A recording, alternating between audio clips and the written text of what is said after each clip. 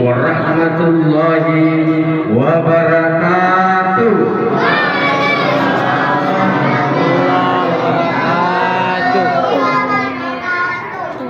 Alhamdulillah, alhamdulillahilladzi ja'ala Ramadan syahra siyam lil mu'minin wa nawwarabal qulubal mu'minin bil ma'rifati wa ma'anas qulubuhum bit tauhid. Asyhadu an la ilaha illallah wahdahu la syarika lah wa asyhadu anna Muhammadan abduhu wa rasuluh. Allahumma shalli wa sallim wa barik ala sayyidina Muhammad wa ala alihi wa sahbihi rasulillah ajma'in, amma ba'd. Bersyukur kita kepada Allah Subhanahu wa taala pada malam yang mulia ini. Allah yang begitu sayang, begitu cinta kepada kita, masih memberikan kita kesempatan, nafas, kesehatan, sehingga kita bisa bermuajahah di rumah Allah Subhanahu wa taala ini. Salawat dan salam kembali kita kirimkan kepada junjungan kita karibaan baginda Rasulullah sallallahu alaihi wasallam di kaulina Allahumma shalli ala sayyidina Muhammad wa ala ali sayyidina Muhammad. Mudah-mudahan di hari kiamat kala kita mendapatkan syafaatnya dan berjumpa dengan Rasulullah sallallahu alaihi wasallam dalam surga di atas rahmat Allah. Jemaah Al-Furqan yang dirahmati Allah Subhanahu wa taala, pada malam yang ke-7 ini saya diamanatkan untuk melaksanakan tugas di tempat ini dengan tujuan bukan untuk menceramah atau menggurui, namun terpenting adalah silaturahim kita. Pada malam yang mulia ini kita sudah memasuki malam yang ke-7. Rasulullah sallallahu alaihi wasallam bersabda, "Al-fadilatus salatu tarawih fil lail sabah." Pahala salat tarawih pada malam ke-7. Kita ini seakan-akan kita bersama Nabi Musa alaihissalam berjuang melawan Fir'aun dan Haman. Siapa itu Fir'aun? Fir'aun adalah raja yang sombong, mengaku Tuhan. Sementara si Haman adalah menterinya. Dia membangun sebuah istana supaya Nabi Musa itu dianggap seorang pembohong karena ada Tuhannya selain Fir'aun. Insya Allah mudah-mudahan sholat tarawih yang kita kerjakan nanti Allah Subhanahu wa taala terima dan kita mendapatkan pahala seperti kita bersama dengan Nabi Musa pada malam yang mulia ini. Amin. Amin ya rabbal alamin. Pada malam yang mulia ini sebagaimana yang dipercayakan tema atau judul tausiah kita dari Persatuan Mubalik Kota Batam, yakni Ramadan bulan Al-Qur'an. Ya, anak didikku sekalian yang ditugaskan oleh guru agamanya, judul tausiah kita yakni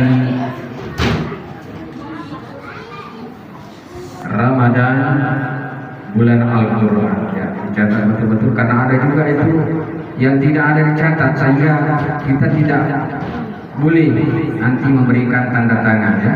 Bukan sekedar dicatat nanti dipelajari, karena nanti setelah masuk sekolah diberikan kepada guru agamanya. Nanti ada penilaian khusus. Ya, kebetulan Bapak juga seorang guru agama, sudah 19 tahun. Ya, sudah 19 tahun di sekolah negeri di tingkat SD. Di sekolah paket dari tingkat SD, SMP, SMA, ya. Juga ngajar di pesantren Yayasan Mandiri. Ya, tugasnya hanya guru mengajar. Ada yayasan di atas namanya Yayasan Rahmatul Ihsan di Musalla Nurul Fadilah yang mendirikan Al-Qur'an Nurul Fadilah. Jemaah dimuliakan Allah Subhanahu wa taala. Ketika kita berbicara masalah Al-Qur'an di bulan suci Ramadan, maka kita akan gemetar hati kita. Mengapa? Karena ini merupakan ciri khas bagi kita umat Islam. Di dalam surah Al-Anfal ayat 2, Allah Subhanahu wa taala menyampaikan kepada kita, innamal mu'minuna allazina idza dzukirallahu wajilat qulubuhum wa idza tuliyat 'alaihim ayatuhu zadatuhum imanan wa ala rabbihim yatawakkalun. Ketika kita disebut nama Allah maka mampu menggetarkan kita. Hati ini bergetar. Ketika dibacakan ayat-ayat Allah bertambah iman kita dan kita tawakal kepada Allah. Itulah Al-Quran yang mulia. Sehingga Al-Quran diturunkan di bulan suci Ramadan. Dalam surah Al-Baqarah ayat 185 Allah Subhanahu wa taala berfirman, "Syahrul Ramadan alladzi unsila fihi al-Qur'an hudan lin-nas wa bayyinatin minal huda wal furqan." Syahrul Ramadan, bahwa bulan Ramadan itu adalah lazi unzila fihi al-Qur'an, diturunkannya Al-Qur'an. Sebagai apa? Hudal linnas, petunjuk bagi manusia. Wa bayyinatin minal huda wal furqan, ya, supaya manusia itu bisa membedakan mana sih yang benar, mana sih yang salah. Kita ini di mushola kita namanya Al-Furqan. Ya, kita harus betul-betul mensifati nama-nama ini. Kita harus bagaimana bisa membedakan mana sih yang benar, mana yang batil.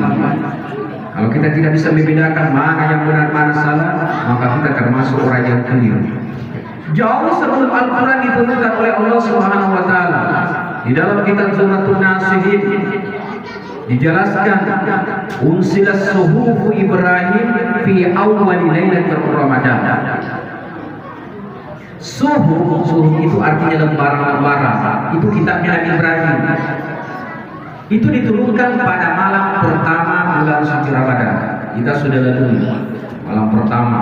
Ya. Kemudian setelah suhuf, kemudian Taurat. Unsilat Taurat oleh Nabi Musa alaihissalam wa fil laila sadisa. Kitab Taurat Nabi Musa itu diturunkan pada malam ke-6 bulan suci Ramadan. Semalam kita lalui. Jarak antara kitabnya Nabi Ibrahim dengan Nabi Musa alaihissalam itu jaraknya selama 700 tahun. Bayangkan, tidak ada umat Nabi Muhammad sampai umurnya 700 tahun. Diturunkan juga pada bulan suci Ramadan. Namanya kitab Taurat.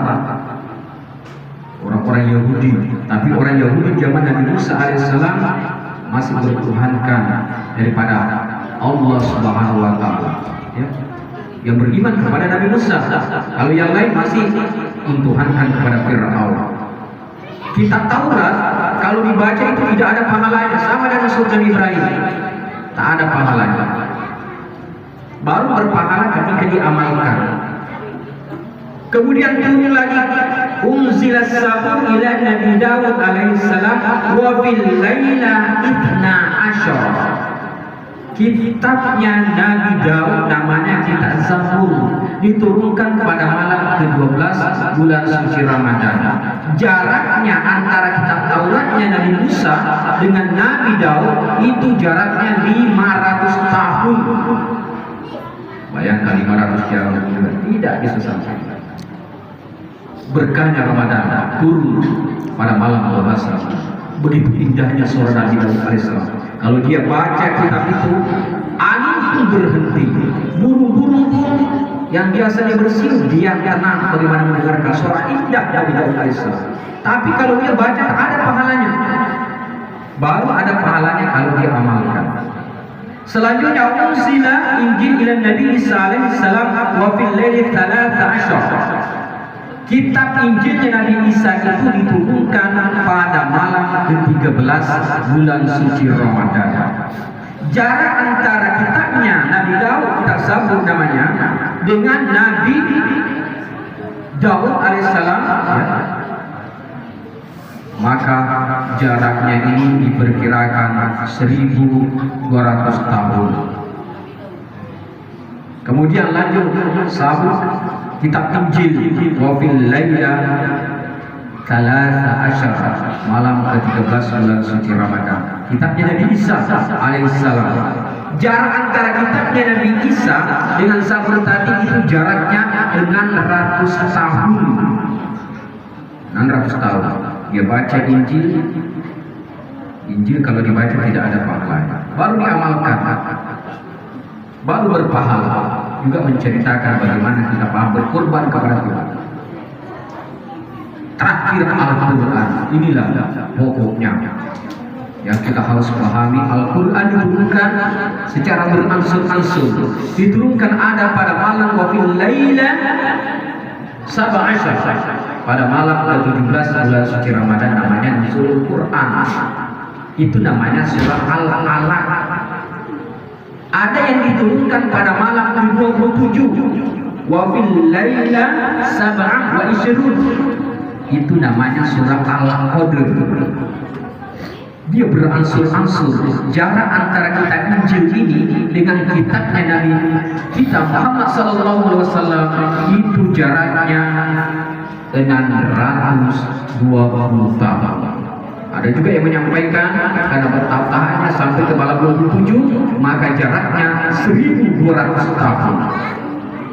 Al-Quran belum diamalkan, baru kita dengar saja orang tadarus Al-Quran, bergetar hati kita, sudah tambah iman kita, sudah berpahala kita. Apalagi kalau kita baca, 1 huruf pahalanya 10 pahalanya, dikalikan 700. 10 kali 70 sama dengan 700. Luar biasa pahalanya. Kita tak usah hitung-hitung, tak perlu dihitung-hitung. Ayat Al-Quran semuanya 6.230 ayat. Ada yang menafsirkan 6.666 ayat supaya mereka hafal. Itu pelajaran kita waktu dulu SD. Ayat Al-Quran itu tidak sampai 6.666 ayat. Saya menghafal Al-Quran dari tahun 1991 Pondok Pesantren Saja Singkat Sulawesi. Menghafal Al-Quran dari orang 1,5 tahun. Mengulangnya yang lama sampai 7 tahun, baru memberikan ijazah. Setelah kita teliti dari surah Al-Fatihah 7 ayat sampai di surah An-Nas, tidak sampai ayatnya Al-Quran 6.666 ayat, cuma 6.230 ayat. Namun yang terpenting sekali lagi jemaah dimuliakan Allah Subhanahu wa taala, Al-Quran yang kita baca bukan sekedar bacaan, tapi Al-Quran adalah merupakan mukjizat Rasulullah yang terbesar. Harus kita tadabburkan, jangan sampai kita yang menginjak-injak Al-Quran, tapi Allah kita tidak seperti Al-Quran. Makanya istri Rasulullah ketika ditanya, "Malu anak Rasulullah?" Aisyah menjawab, Allah Rasulullah khuluqul Quran. Alatnya Rasulullah itu seperti Al-Quran. Maka Nabi kita itu seperti Al-Quran yang berjalan. Mengapa? Semua perilaku dia ada dalam Al-Quran. Sampainya Allah menurunkan beliau, wa innaka la'ala khuluqil azim. Rasulullah mempunyai budi pekerti yang agung. Ini jemaah yang dimuliakan Allah Subhanahu wa taala, masih banyak hal sebenarnya yang perlu kami sampaikan karena waktu juga yang menyesatkan kita. Insyaallah dalam waktu frekuensi yang sama kita sambung kembali. Lebih mudah kurangnya mohon maaf hanya benarnya dari Allah Subhanahu wa taala. Ketika ada kehilapan dan kesalahan itu dari pribadi saya, dan mohon dimaafkan. Pepatah Arab mengajarkan, wa kalihu jahili karan sayfuhu buruhu lima jara walisan. Jika pedang melukai tubuh, mungkin obat bisa dicari dan penyakit insya Allah bisa disembuhkan, dan Allah yang maha menyembuhkan.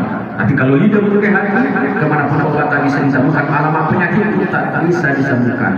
Untuk itu kita saling maafkan agar kita termasuk orang-orang mukmin, orang yang mulia. Billahi bismillah, ihdinas siratal mustaqim. Wallahu muwaffiq ila aqwamit thoriq. Wassalamu alaikum warahmatullahi wabarakatuh.